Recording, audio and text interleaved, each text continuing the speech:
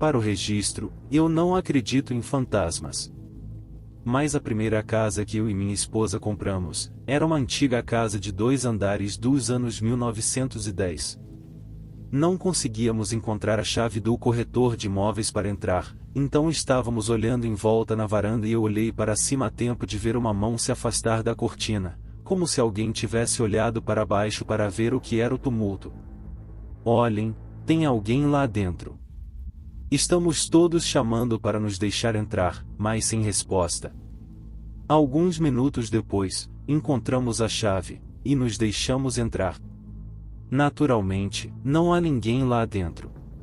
Lindo lugar antigo com uma grande sala de biblioteca na frente, dividida por estes 2 pilares. Nós a compramos. Depois de nos mudarmos para cá, o vizinho vem. Que casa tão bonita! Tão triste sobre os proprietários anteriores.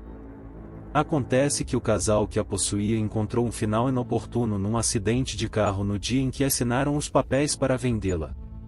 Depois, descobrimos os contínuos rangidos e batidas da casa. Se você estivesse sentado lá embaixo, pareceria que os móveis estavam sendo movimentados lá em cima. Mais de uma vez, minha esposa subia para perguntar o que diabos eu estava fazendo. Eu tinha estado sentado na minha cadeira lendo o tempo todo. Inúmeras coisas como esta. Batidas nas paredes quando você estava deitado na cama.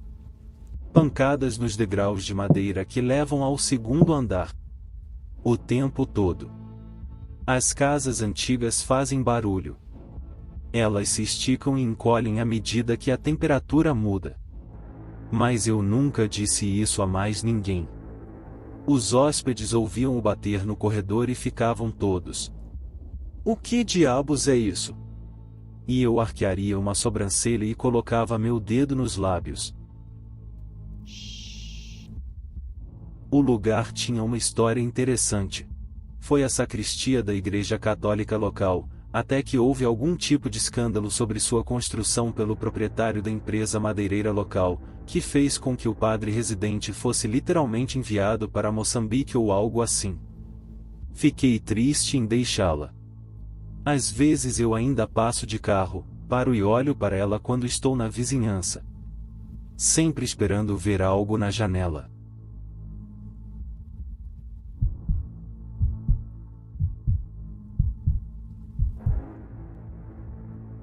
A última casa de meus pais era assombrada demais e ninguém acreditava em mim, até eu me mudar.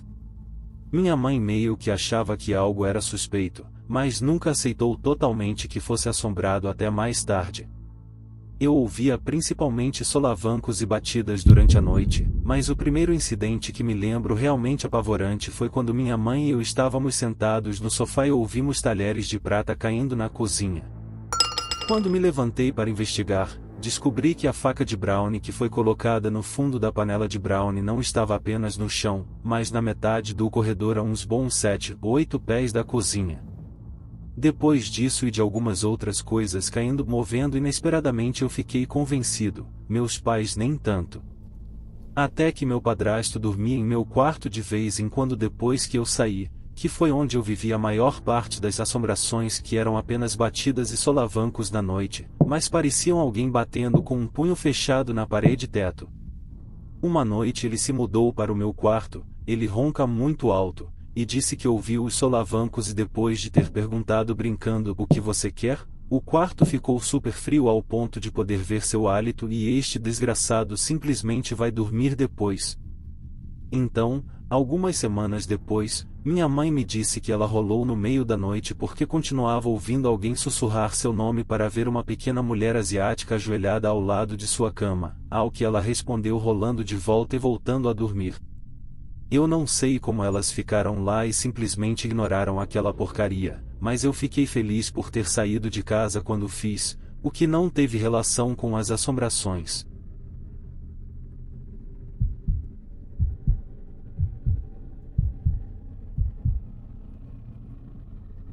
Há 5 histórias que recordo de minha antiga casa que meus pais ainda vivem. 1. Minha mãe limpa muito e às vezes ela limpa até tarde da noite. Uma noite, ela estava aspirando o porão por volta das 2 ou 3 da manhã. Enquanto aspirava, ela ouvia um shh bem alto ao seu ouvido. Ela se virou para ver quem estava lá e ninguém estava lá. É desnecessário dizer que ela parou de limpar durante a noite e foi para a cama.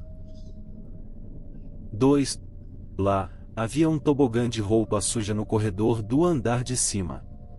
Meu pai se abaixou para abri-lo e então rapidamente puxou sua mão e se levantou rapidamente.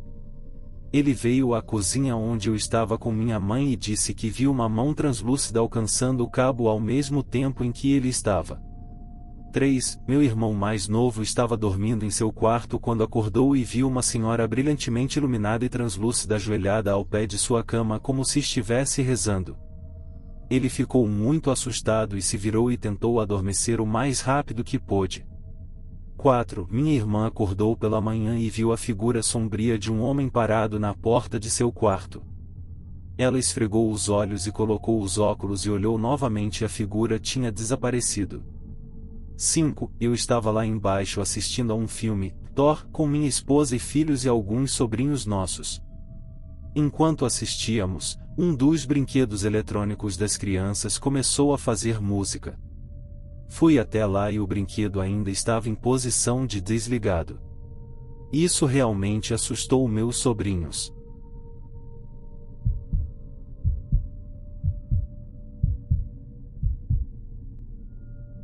Gostaria de começar dizendo que sempre fui cético em relação aos fantasmas até que nossa família se mudou para casa em janeiro de 2001.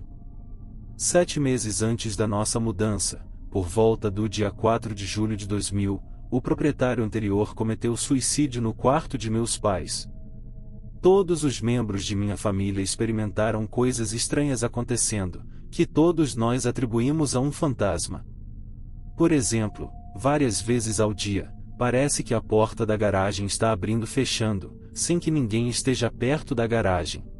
Uma vez, quando eu era pequeno, minha mãe e eu estávamos em casa sozinhos e ouvimos alguém andando no segundo andar.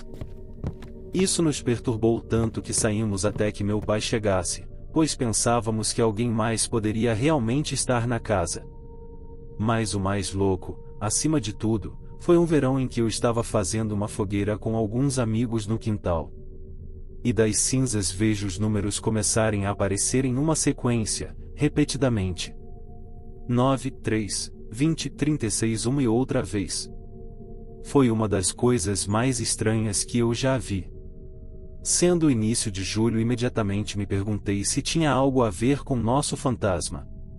Assim, na manhã seguinte olhei através dos obituários locais de 2000 e eis que a noite anterior foi o 15º aniversário do suicídio do proprietário anterior. Não tenho certeza do significado dos números, mas meu melhor palpite é que é uma data, 3 de setembro de 2036.